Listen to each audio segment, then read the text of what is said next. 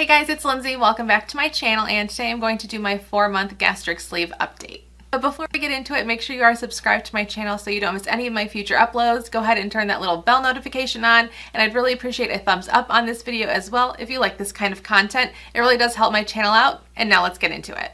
So yeah, I am now 4 months out from my gastric sleeve surgery or weight loss surgery or vertical sleeve gastrectomy, VSG, whatever you want to call it. I had it done 4 months ago. I had it done on June 17th, 2019. Today is October 19th, 2019. So 4 months and 2 days, I guess technically, is how far out I am. But yeah, I just wanted to give you guys a little bit of an update, let you guys know what's been going on in the last month or so. So as far as where I'm at with my weight loss, within the last month, I lost just about another 8 pounds. So it did slow down a little bit, which I kind of suspected in the last video that I did.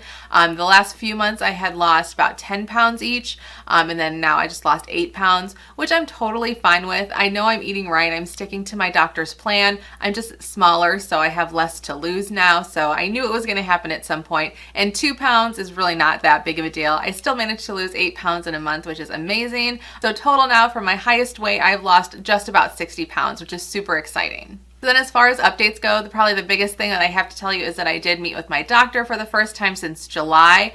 This was my 3-month post-op appointment. It was really probably, I was like 3.5 months post-op at that point. But the same day I had a post-op class, and then I also met with the doctor that day as well. First thing that I had that day was the post-op class, and it was a pretty full class. I'd probably say there was at least 25 people, which is pretty typical. Every time I've gone in for a class at this doctor's office, there's been about 25 people in there, and it was run by one of the nurses in the practice, and she just kind of went through and reiterated everything that we're supposed to be eating, and we kind of added on a little bit of different things that we can eat. But of course, we are supposed to still be really focusing on getting our protein in. That is the most important thing. I think she said, and this I think was the first time that I'd heard it from this doctor's office, that you want to get 60 grams of protein in minimum per day.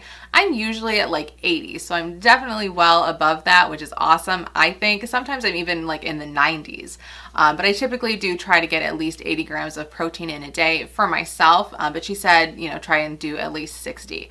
And then she did say that you can do fruit. I think it was at 3 months where you could start eating fruit. I remember in that last video that I did, I wasn't sure if I could have started to eat fruit or not. And by this point, I can eat fruit. However, I have not started eating fruit, and I don't think I'm going to anytime soon. She said that was perfectly fine, but instead of eating like 1 portion of vegetables and 1 portion of fruit a day, you could do 2 portions of vegetables, which is what I've decided to do for the foreseeable future. You know, I am in ketosis right now, and I have been since June when I started my pre-op diet, basically, and I don't really want to kick myself out of it because I think things are just going to get really out of whack. I don't know how my body's going to react to eating something so sugary because I've really avoided that for so long right now.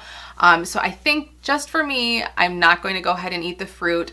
Just gonna stick to the vegetables. I have started adding in some veggies like as a snack. Kind of when I have my afternoon snack, I usually eat a piece of cheese, and then now I'll eat a piece of cheese, and then like a half hour later I'll have like a little small cup of some baby carrots or something like that. So yeah, I mean, I'm perfectly fine doing that. I think last month I really was kind of thinking that I was going to go ahead and get on the fruit train, but for now I'm just going to go ahead and skip it. She said it was fine, and I'm going to hold off, I think, without eating fruit for as long as I can, just to keep myself in ketosis, and just try to keep fat burning mode going throughout my body as long as I can, because that's just what I want to do. And then also in the class, every single person got a little piece of paper with their goal weight. I was really surprised by mine, and I actually talked to my doctor a little bit about it when I had my appointment with him later on that day. And honestly, I am not comfortable talking about numbers at this point. I have told myself at some point I will talk about numbers, like how much I actually weigh. I'm just personally not comfortable with that right now. Hopefully soon I will be able to get into that headspace, but not quite yet. So I'm not going to be super specific, and I apologize if that annoys you. But if you remember in my last video, I talked about how I had a specific goal weight in mind initially. And I thought that my doctor's goal weight was going to be quite a bit lighter than what my initial goal weight was. It's 4 pounds lighter. 4 pounds lighter from my initial goal weight. So I was really surprised by that.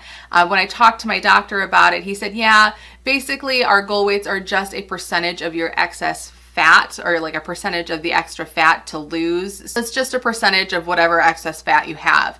I don't know the percentage. I didn't ask him what it was, but I guess that's how they calculate what your goal weight should be. So he said I could absolutely lose more if I wanted to. It's just based on some, you know, mathematical formula that they have. But for every individual person, it could be a little bit different. And he said I absolutely could lose more, because I saw that number and I was like, oh, I'm like not that far away from it.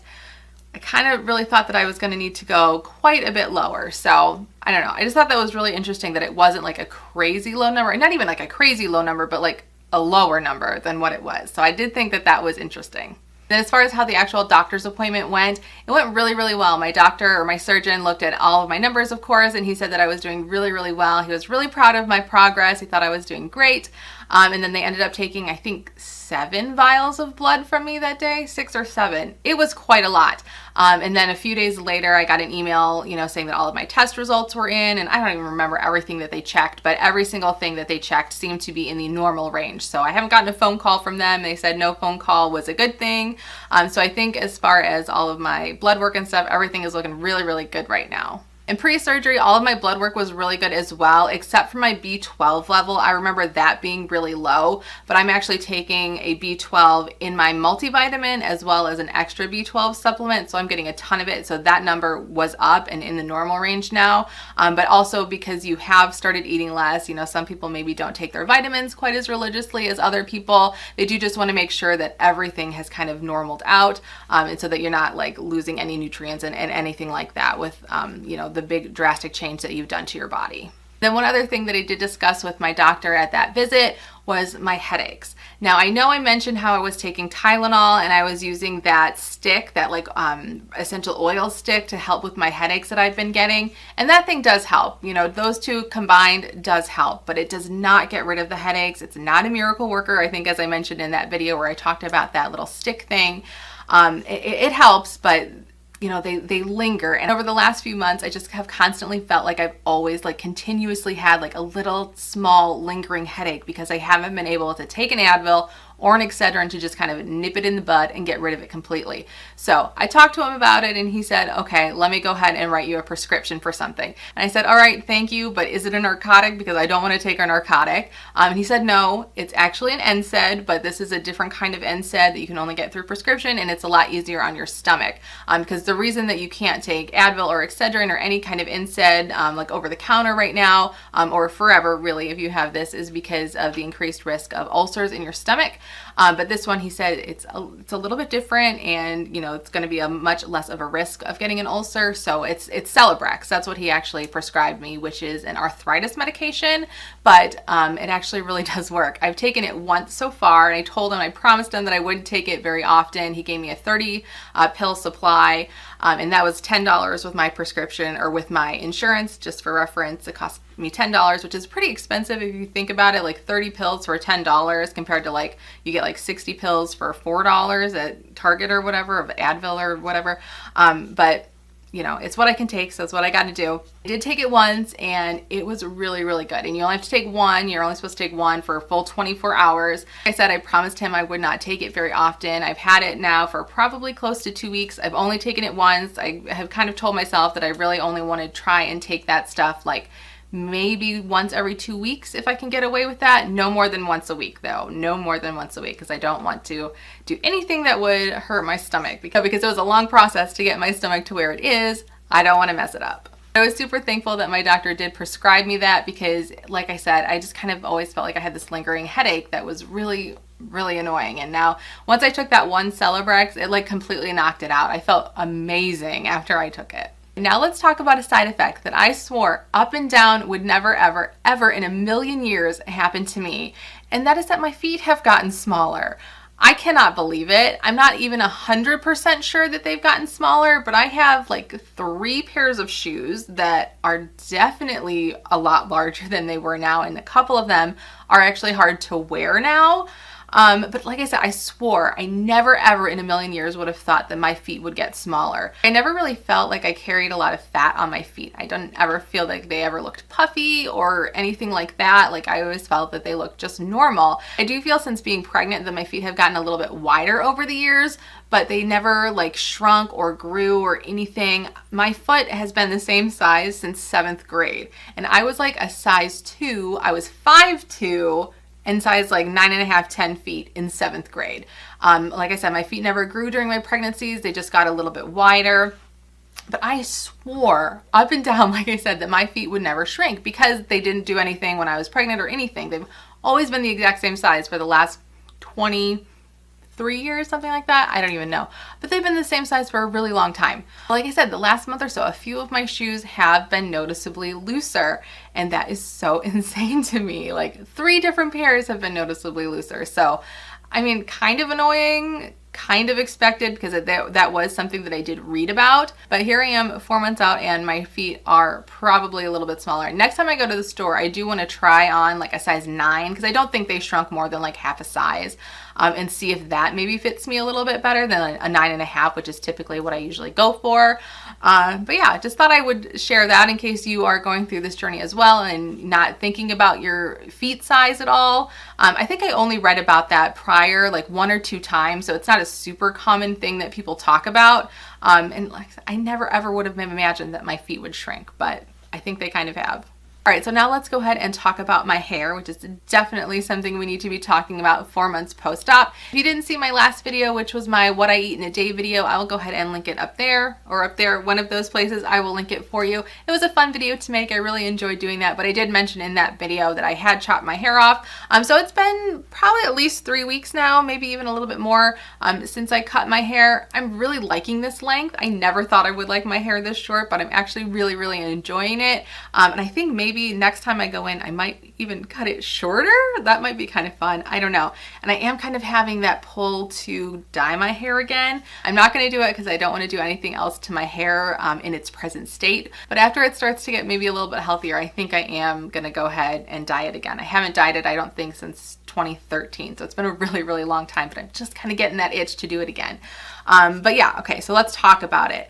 After I got my hair cut, I swear, and this is the weirdest thing. So actually, okay, let me back up. So when I was at the appointment to get my haircut, this was a new girl. I had never seen her before. And we were initially first just talking about like how I wanted my hair and all of that stuff. And she's like, girl, what have you done to your hair? It keeps falling out.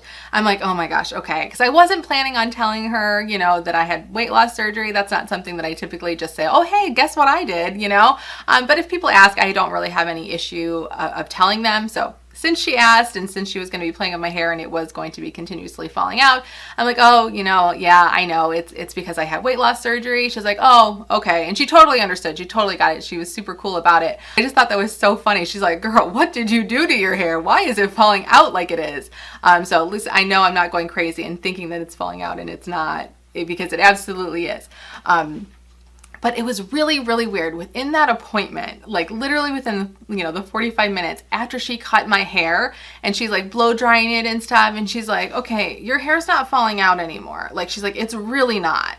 And, you know, she was like working through my hair a lot prior and noticing how much it was falling out. And she like just noticed, you know, immediately after she cut my hair stopped falling out. Super weird, but super awesome. And I would say that for that first week, maybe even week and a half after I cut my hair, it really didn't fall out. Such a weird thing. I've never heard anybody say that before about, you know, experiencing bariatric surgery, hair loss, and cutting it and it not falling out.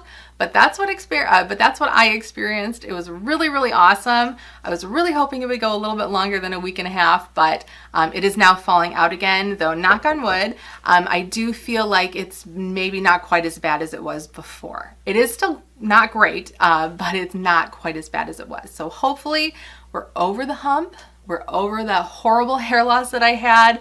And, you know, going forward, it's going to get less and less and less again. And maybe I should just go ahead and cut another couple inches off like tomorrow and then go for another, you know, maybe 2 weeks this time. No, I'm not going to do that quite yet. But I just thought that was quite odd that, you know, just by cutting off 5 or 6 inches of my hair, it stopped falling out. But so if you're in this stage too, you know, maybe go ahead and think about getting a haircut. It might work for you as well. All right, and then I think the only other thing that I wanted to update on is my periods. So the last video I talked about how awful my previous period had been, and how it felt like I had just given birth. It was terrible. The one that I had, I think it probably started like the day after I made that video, and it was very, very similar to that last awful one. Not quite as bad. It started out very similarly. It was very light for the first 7 days, went away for a couple days and came back much heavier, but it wasn't quite as heavy this time around, or that time around. So it was a little bit easier, but it was still awful. And that one did last even longer. That one was probably like a good 3 weeks. Yeah, seriously. And just to remind you, in case you didn't see those last videos, I do have a Mirena, which is birth control that is meant to lighten your periods. It worked decently well for me prior to surgery. My periods were very light, but they have always, ever since I had my Mirena, been very long, typically around 2 weeks for me. A 3-week period was really pushing it. And I'm actually on my period again right now. So between the last period that I had and then the one that just started, there really was hardly any time off, which really kind of sucked. But this period, I think I'm on like day 6, has been much different. It started off a lot heavier, and now it's like almost gone. So I'm crossing my fingers that is starting to get back to normal as well, because those 2 periods that I had that were like so heavy and so long were just very hard for me to deal with. But this one, knock on wood, again, so far has been pretty good. So I'm hopeful that this is the end of the period, about day 6, like I said. That would be amazing. But we'll see. Obviously I don't know quite yet. All right, so I think that's everything that I have to update on for now. If you have any questions, feel free to leave them down below or contact me on Instagram. As I mentioned in the last video, I am much better about getting back to people on Instagram than I am here on YouTube. But if this is easier for you, go ahead and I will really try to get back with you. Thank you all so much for watching today. If you like this video, please go ahead and give it a thumbs up. Make sure you are subscribed to my channel. You can also follow me over on Instagram. I post over there usually about 2 times a week, different kinds of updates and stuff. But yeah, I will see you guys in my next video. Bye!